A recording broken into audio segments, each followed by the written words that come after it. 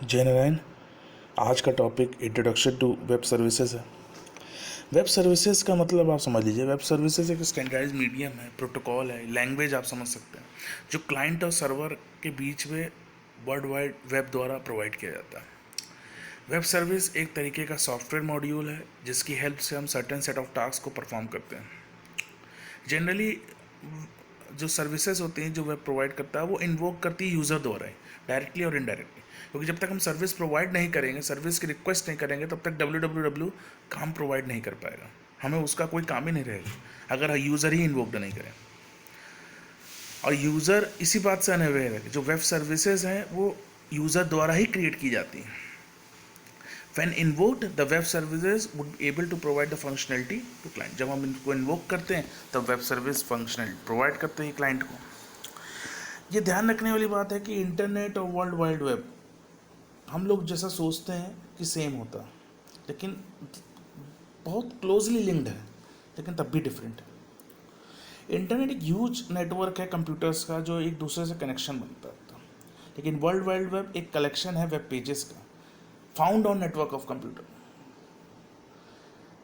ठीक, world wide web जो होता है वो एक वे है exchanging information between computers on the internet, tying them together into a vast collection of interactive multimedia resources provide करता है। वास्ट कलेक्शन है जहाँ पे हम अपने इंटरनेट प्रेजेंट है, जहाँ पे हम www को यूज़ करते हैं।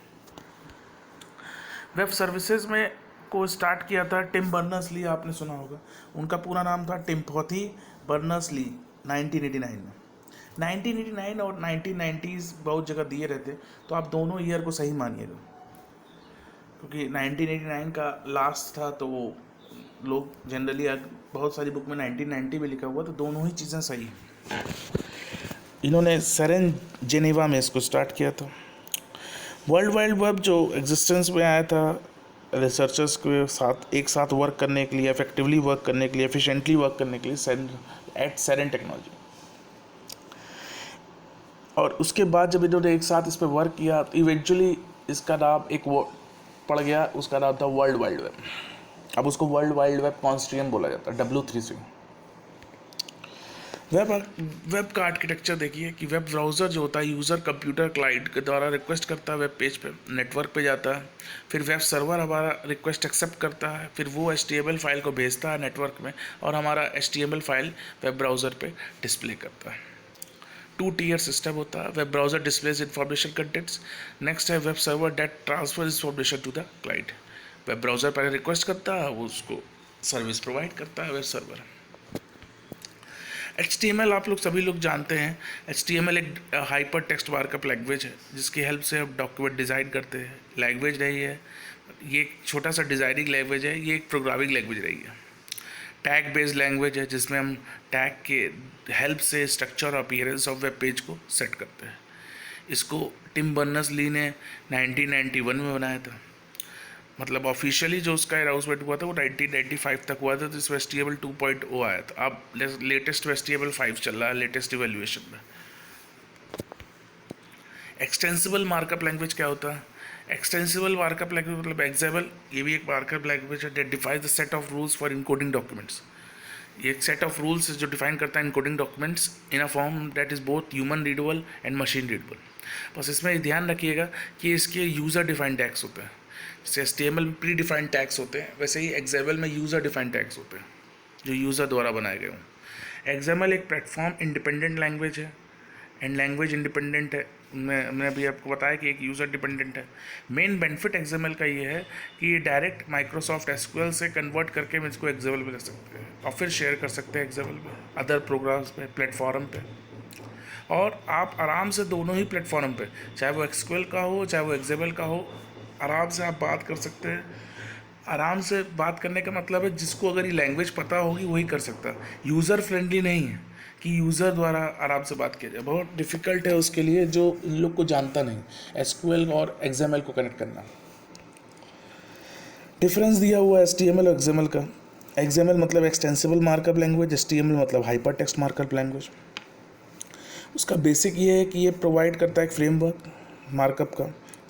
हमने बताया ना यूज़र टैग्स होते हैं, यूज़र डिफाइंड। HTML में प्री डिफाइंड होते हैं। स्ट्रक्चर में एक्सेबल में जो होता है वो इन्फॉर्मेशन प्रोवाइडेड होती है, पूरा एक ट्री नाम का दिया होगा, आप उसको याद, क्लास 10th में आपको एक्सेबल पढ़ाया गया होगा, तो ट्री नाम के स्ट्रक्चर्स दिए रहते हैं, उससे आपको बनाना होता है पूरी एक्सएमएल की कोडिंग। और इसमें ऐसा कुछ स्ट्रक्चरल इन्फॉर्मेशन जो सिंपल वेबसाइट बनाई जाती है, और वेबसाइट से देख के हम लोग टैग्स को नोट करते हैं। केस सेंसिटिव होता है एक्सएमएल, केस इनसेंसिटिव होता है एचटीएमएल। ट्रांसफ़र ऑफ इंफॉर्मेशन जो एक्सएमएल में होती है बहुत ज़रूरी है, क्योंकि एसक्यूएल से होता है ना एक्सएमएल में। एचटीएमएल प्रेजेंटेशन ऑफ डेटा पे हम लोग निर्भर रखते हैं। Errors not allowed in XML, लेकिन एचटीएमएल में small errors can be ignored. जैसे हम बॉडी टैग नहीं लगाते हैं, बॉडी टैग को हम क्लोज नहीं करते, डायरेक्ट एचटीएमएल क्लोज करते, तब भी हमारा कंटेंट डिस्प्ले करेगा, हेड टैग नहीं लगाएंगे तो भी हमारा कंटेंट डिस्प्ले करेगा टाइटल के अंदर, एरर नहीं आएगी। तो छोटे छोटे एरर्स हैं जिनको इग्नोर कर देता है एचटीएमएल। वाइट स्पेस जो होता है वो एक्सएमएल में प्रिजर्व रखता है, लेकिन एचटीएमएल में कोई प्रिजर्वेंस नहीं। वाइट स्पेस आप जितना भी दे देते वो एक के बाद एक कॉन्टिन्यूएशन में वो वैल्यू को प्रिंट करेगा एचटीएमएल वेब पेज पे। क्लोजिंग टैग कंपलसरी है एक्सएमएल में, लेकिन एचटीएमएल में आप जानते हैं 2 टाइप के टैग्स होते हैं, एक कंटेनर होता है, एक एम्प्टी होता है। कंटेनर का ऑफ टैग होता है जबकि एम्प्टी का ऑफ टैग होता नहीं है, तो यहाँ ऑप्शनल है। नेक्स्टिंग एक्सएमएल में प्रॉपरली होना चाहिए, लेकिन एचटीएमएल में वैल्यूएबल इतना नहीं दिया जाता। हम एल को यूज़ करते थे, याद करिए, ऑर्डर्ड लिस्ट और ऑर्डर्ड लिस्ट में, तो एल को हम क्लोज ना भी करें तो भी हमें एरर नहीं देगा प्रोग्राम में, वो एज इट इज़ प्रिंट करेगा। वो हम अपने समझने के लिए करते थे कि उसका एल का क्लोज टैग लगा देते थे नेस्टिंग के समय, जिससे हमको ये पता चले कि ओएल कहाँ क्लोज हुआ, यूएल कहाँ क्लोज हुआ।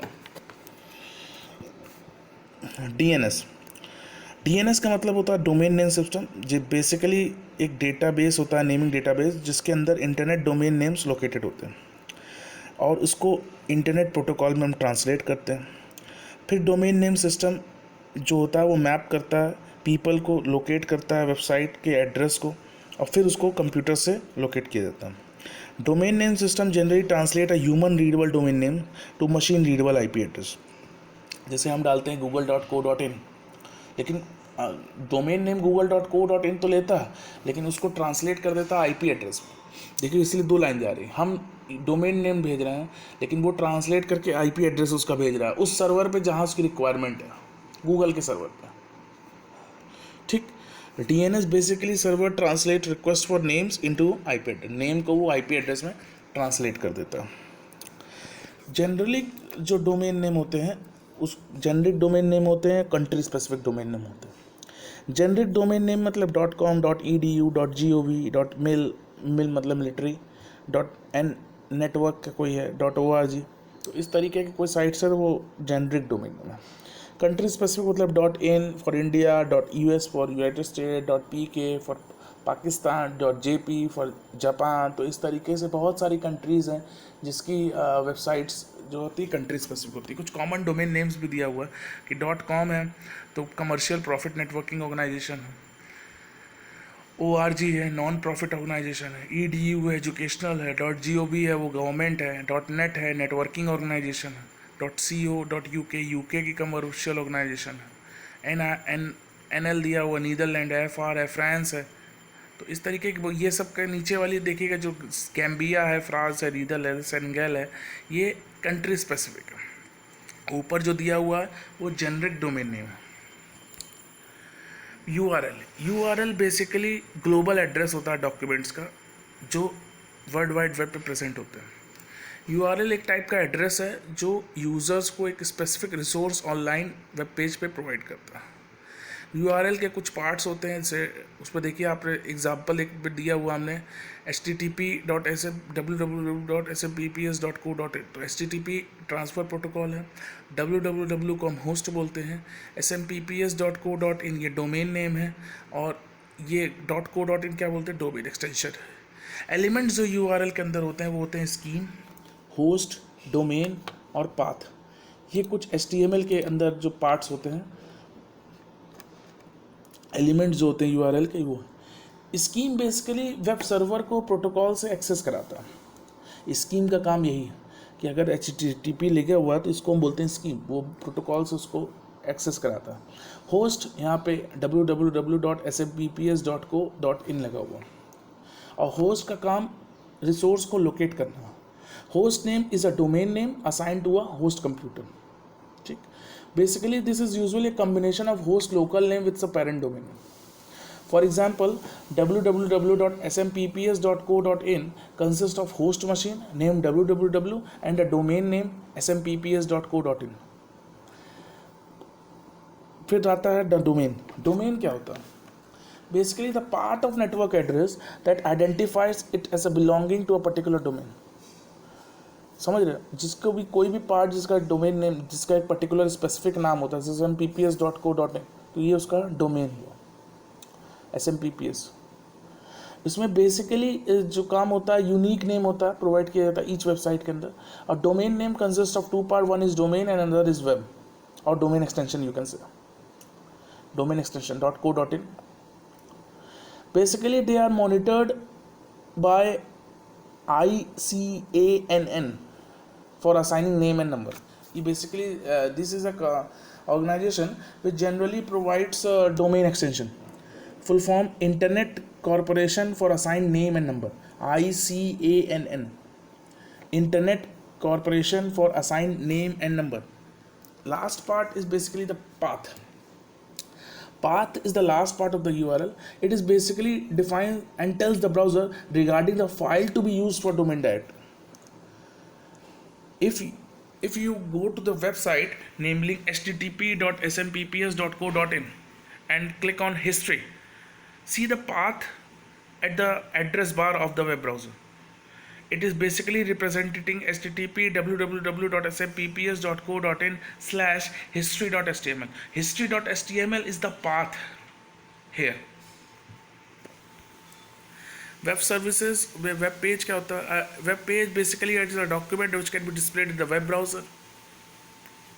Website basically, web page you can से it is a graphic document which include text and images hyperlinked. A website is basically a collection of web pages which are grouped together and usually connected together in various ways. Web browser, it is an application program which interpret HTML document to connect to display to the which connect with the web server. Without web browser we cannot connect it. For example, Firefox है, Google Chrome है, Opera है, Microsoft है, Explorer और Edge, Apple Safari है. These are also often called just pages because they have to connect to the web server.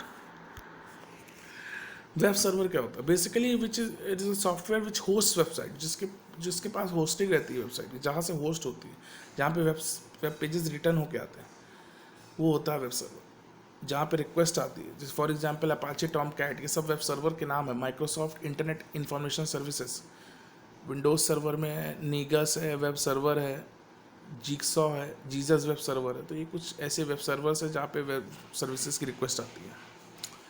Domain name basically it is the address of your website that people type in the browser or URL bar to visit your website. It is basically a domain name. अभी हमने आगे बताया भी कि हम address bar पे google.co.in लिखते हैं तो वो ट्रांसलेट करता है IP एड्रेस में। वो IP एड्रेस वेब सर्वर पे जाता है, वो डोमेन नेम सर्वर को वो डायरेक्ट नाम मिलता है।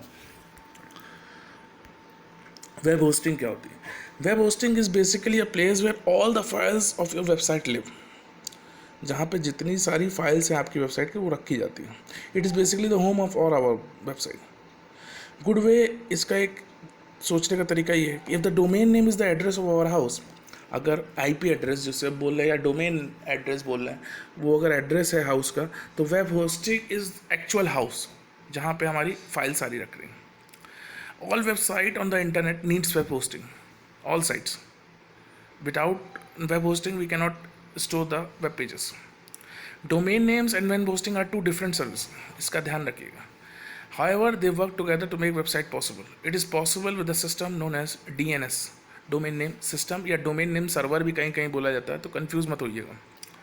डोमेन नेम और वेब होस्टिंग दोनों डिफरेंट सर्विसेज। कोई डोमेन नेम IP एड्रेस को होल्ड करता है, वो IP एड्रेस वेब होस्टिंग को पॉइंट कर रहा होता है। बहुत सारे टाइप्स हैं डोमेन वेब होस्टिंग के। वेब होस्टिंग के पहले टाइप है जैसे shared hosting, shared by multiple domain name. इसमें हमने कुछ ही इंक्लूड किए हैं, हम आपको सबकी ब्रीफिंग देंगे। Shared hosting, virtual private hosting जिसमें मल्टीपल वर्चुअल सर्वर्स बनाए जाते हैं उनके कुछ नाम दिए जाते हैं और फिर वहाँ से उनको हर वेबसाइट को उसमें स्टोर किया जाता है। डेडिकेटेड होस्टिंग होती है। डेडिकेटेड होस्टिंग मतलब जिसका कंप्लीट टेक्निकल कंट्रोल हो उस सर्वर पे, वो होता है dedicated hosting. Cloud hosting basically जो रिमोट सर्वर्स पे डेटा को स्टोर करता है, जो वेबसाइट को स्टोर करता है, वो होता है cloud hosting. Reseller hosting. Reseller hosting एक पैकेजेस है जो basically hosting account extra tool को स्टोर करता है रीसेल होस्टिंग स्पेस पे, और इसमें एक्स्ट्रा टेक्निकल कंट्रोल लगते हैं via WHM web host manager के द्वारा। वो एक अलग पैनल बनता है, अलग मैनेजर होता है उसमें, और उसके बेसिस पे हम रीसेलर वेब होस्टिंग के अंदर अदर एक्स्ट्रा टूल्स देते हैं। जैसे हमने कहा ना, VPS में भी एक टेक्निकल टूल्स होते हैं, VPS में भी टेक्निकल टूल्स होते हैं, डेडिकेटेड होस्ट में भी टेक्निकल टूल्स होते हैं, लेकिन एक रीसेलर होस्टिंग में एक अलग टाइप का टेक्निकल टूल होता है, एक्स्ट्रा प्रोवाइड किया जाता है, और उसको जो मेंटेन करता है इसमें वो वेब होस्ट मैनेजर करता है। नेक्स्ट यहाँ पे वर्डप्रेस होस्टिंग दिया हुआ है। वर्डप्रेस होस्टिंग का मतलब जिसमें इन जो नटशेल होता है वो वेबसेल द्वारा मैनेज किया जाता है। अब ये बेसिकली पूरा मैनेज करता है managed by WordPress hosting. WordPress hosting एक साइट है वर्डप्रेस वाले द्वारा, उसमें हम अपनी साइट्स को होस्ट करते हैं, वहाँ से हम अपनी साइट्स को लॉन्च कर सकते हैं। जैसे GoDaddy.com है, तो GoDaddy.com जो होता है वो डेडिकेटेड होस्टिंग है, लेकिन वर्डप्रेस की एक अपनी साइट है जिसको हम खुद ही होल्ड कर सकते हैं। WordPress installation up to date which can help protect your sites from security threats that would allow hackers into your website। अगर ये WordPress को अगर हम इंस्टॉल करते हैं और अप टू डेट नहीं रखते हैं तो कोई भी सिक्योरिटी थ्रेट्स हमारी वेबसाइट्स पर आ सकता है, इसका बहुत ध्यान रखना वो WordPress पर। तो ये कुछ टाइप्स की होस्टिंग थी। ऐसे सेल्फ सर्विस वेब होस्टिंग होती है, कोलैबोरेशन वेब होस्टिंग होती है, बहुत सारी वेब होस्टिंग होती है, लेकिन कुछ मेन थी उसको मैंने यहाँ पे टेकअप किया। आज के लिए इतना ही, होप करता हूँ इतना समझ में आया होगा। Thank you.